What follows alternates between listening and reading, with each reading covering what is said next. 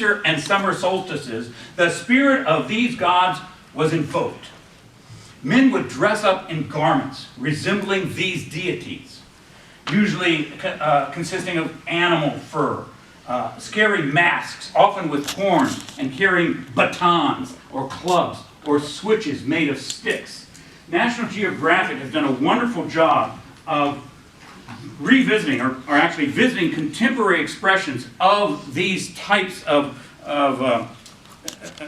they're called wildmen, these types of costuming events that go on in Europe even to this very day. Some of you may have seen the movie that was called Krampus. Yeah. All right, Krampus. How many? Oh, that's good. A few people are not. Oh, there's a few. Just a few hands. Not really. Krampus. Krampus is one of these cats. Krampus is one of these characters that show up and stick around at what time of the year? Christmas. At Christmas, which is a period of seasonal transition. We may forget that it's the winter solstice. It's the time when these deities typically showed up in European culture for millennia, for thousands of years before Christianity even came on the scene. I have some of these really frightening images from the National Geographic. I showed it to Dr. Elizabeth.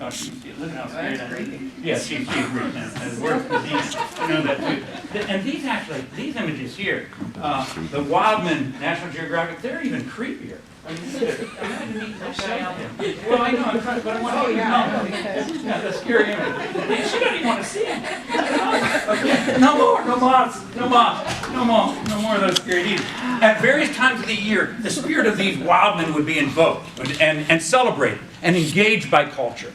And the community would participate in it specifically through dressing up in the garments of these terrible, scary figures. During these times, you'd have periods of misrule, what's called misrule, or inversion rituals, in which the normal order of things were reversed. It would be a time of drinking and feasting, the sort of thing that we do around here on New Year's. We do it on New Year's, or if you're familiar with the Tampa variations of it, it's called Gasparilla. Right? You know about Gasparilla, what happens at Gasparilla? The pirates take over, and people take their clothes off and get beads and drink too much. You know these stories, right? This is not news anyway. This is college. We can talk about this stuff here. But it's interesting, the pirates that take over the town, who are those pirates? Just as a point of note, who are the pirates that take over the town? The rich people. Yes, exactly right, Dr. Bell. See, there you go, our great student, front row every time. Do you know that the pirates, the doggone pirates that take over the town are the people that are already running the town anyway. They don't need to take it over. They're the bankers, they're the attorneys, they're the big shots that are already running the town. And it may have been that way too in this earlier time. These inversion rituals that went on. Mardi Gras, Gasparilla, Halloween.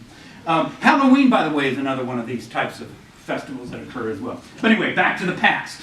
As with Pan and other deities of this culture, these are kind of they're the main game in town when Christianity comes on the scene. When Christianity comes on the scene in the 4th century of the Common Era, these other deities are much more established and much more well known to the people of Europe. True, not true? Of course. Christianity is a new religion at that time. It would be something like, I don't know, what's a new religion of today that seems surprising and strange and unusual to us? Scientology.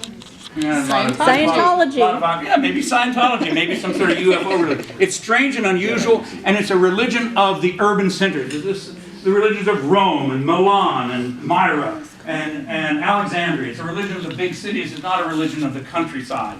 The religion of the countryside was still very much a religion that dealt with these sorts of deities, with nature deities, nature spirits, Pan, Cernunnos, and the rest of the gang.